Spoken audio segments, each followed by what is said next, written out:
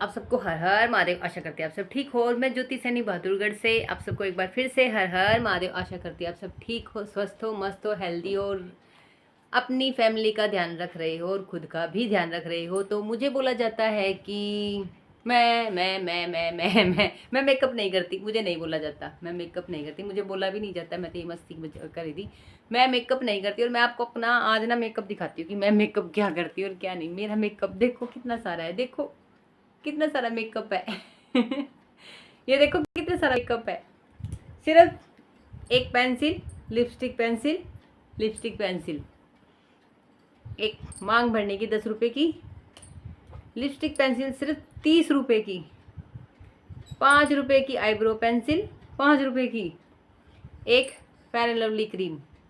मेरा मेकअप, मेरा total makeup मुश्किल से 100-150 रुपये का भी नहीं। ये देखो मेरा नॉर्मल मेकअप, मैं जो मेकअप करती हूँ सिर्फ ये, ऐसी हूँ मैं।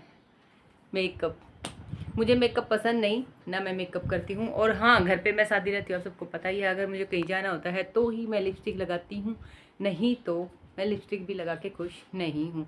और फेयर लवली क्रीम भी मैं उस टाइम पर लगाती हूँ जब मैं बाहर जाती हूँ काम के लिए, यानी कि स्कूल वगैरह कोई काम जाना हो या तभी मैं लगा के जाती हूँ। तो मैं वो भी नहीं करती हूँ। घर पे मैं जैसे रहती हूँ वैसे ही आप सबके सामने रहती हूँ, आप सबके सामने ही वीडियो बनाती हूँ। जैसी भी बनती है मेरे से तो मैं वैसे ही वीडियो बनाती हूँ।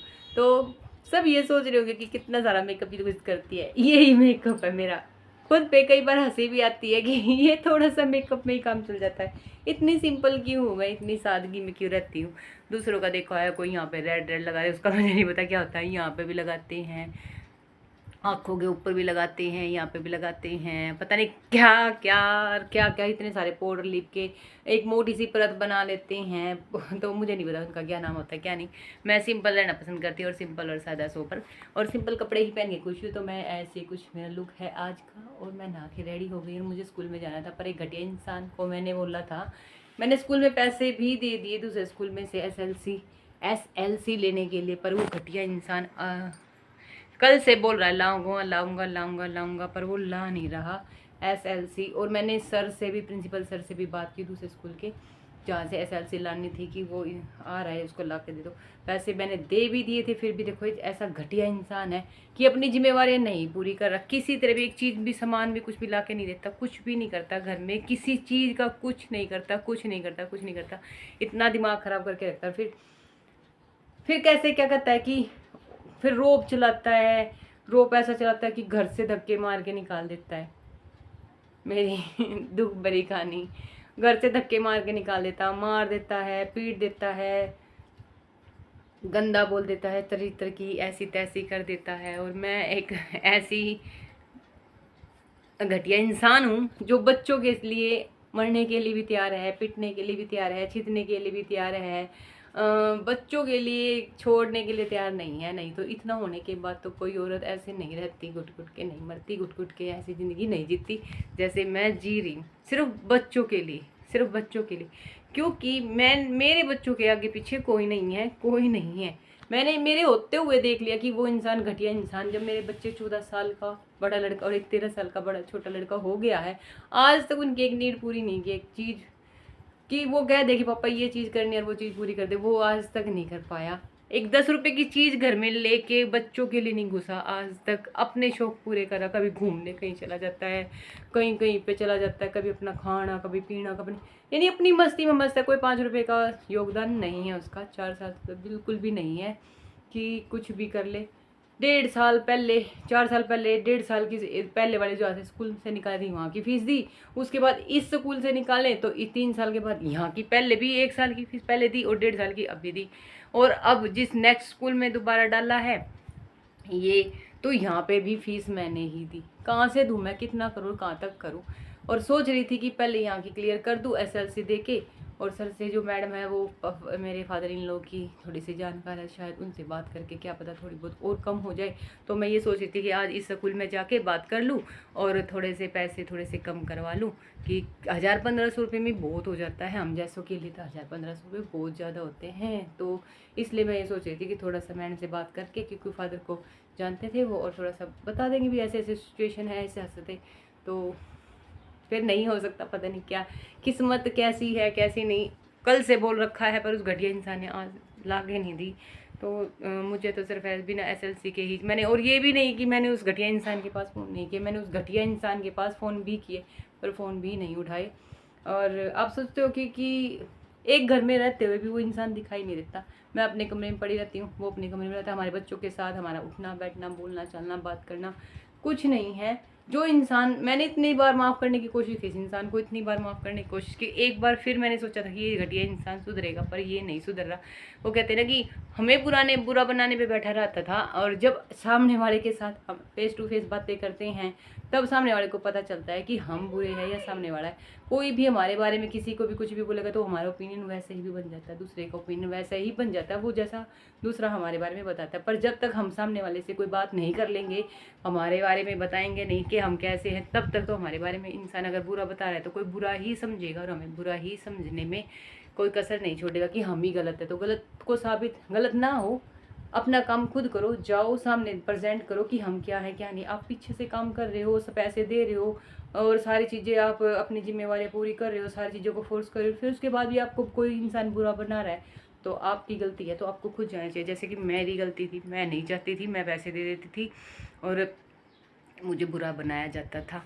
तो इतना एफर्ट करने के बाद भी आज मैं बुरी तो हुई, मुझे उसे अच्छा बनना भी नहीं, मुझे अच्छा बनना भी नहीं, बट दूसरों के सामने, जिनके सामने मुझे बुरा बनाने की कोशिश की, जो मुझे नहीं जानते, उनके सामने अगर हम अपने आप को साबित ना करें तो हम हमेशा के लिए बुरे हैं। तो इसलिए मैंने बोला था कि इसे, तो फिर इन्होंने, इसने स्कूल में जाकर बोले मुझे पैसे नहीं देती, ये नहीं करती। मैंने स्कूल, जबकि पैसे सारे मैं देती थी, अर्निंग मैं करती थी तो मैं ही देती थी खेत से। अब तो वो भी ख़त्म कर दिया इस घटिया इंसान ने दूसरों के साथ मिलके।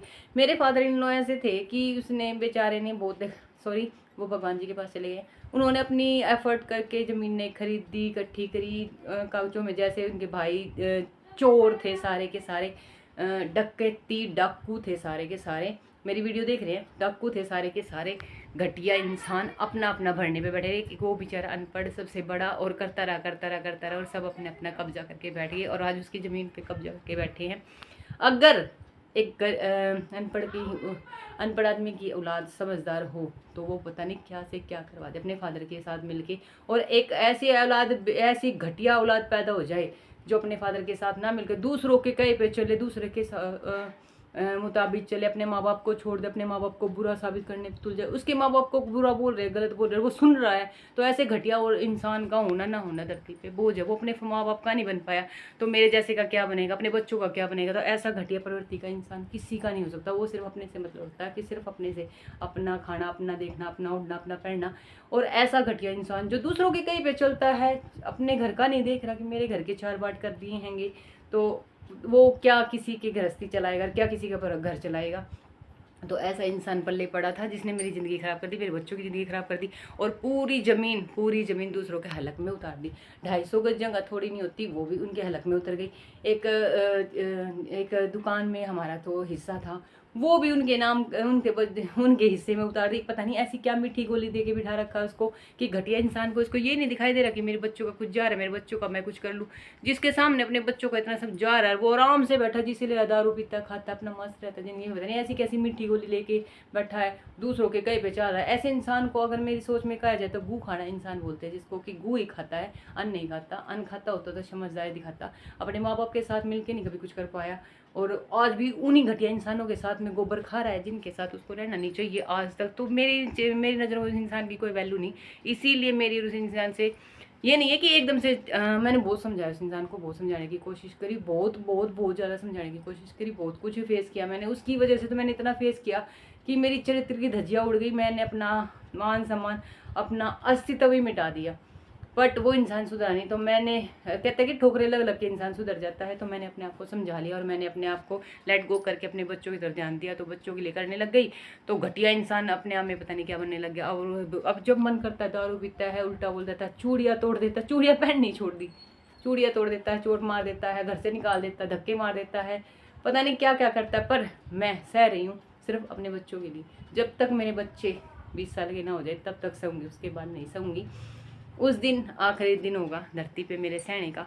सहती तो क्या हूँ, अभी भी मेरे बच्चे मेरे साथ खड़े होने लग गए हैं, मेरे बच्चे सुनने लग गए, देखने लग गए। बट क्या कर सकते हैं, बच्चे हैं, बच्चे कितना क्या कर सकते हैं।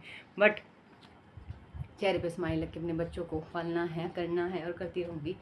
और एक चीज़ की ठेस भी लगी हुई है, वो चीज़ मैं कभी और बताऊंगी आप सबको। और मेरे बारे में क्या और कुछ है तो वो भी मैं आप सबको बताऊंगी। मेरा बहुत अंदर से कितना मन भरा हुआ है, कितनी तकलीफ़ें सही है, क्या क्या सहती हूँ, क्या क्या नहीं सहती, ये सारी चीज़ें आपको बताने का। और मैं ये चाहती हूँ कि कल को मेरे बच्चे अगर मेरे बारे में जाने तो इन वीडियोस के थ्रू जाने कि मेरी मम्मी कैसी थी, क्या थी, और किसने क्या किया और क्या नहीं किया, और कौन इनका अपना है, कौन कितना सहारा है, और कौन कितने बेसहारा बनाने के लिए इनको तुले हुए हैं, कौन किसके कितने अपने हैं। तो ये चीज़ें मैं बताऊंगी वीडियो के थ्रू। तो ठीक है जी, हर हर महादेव।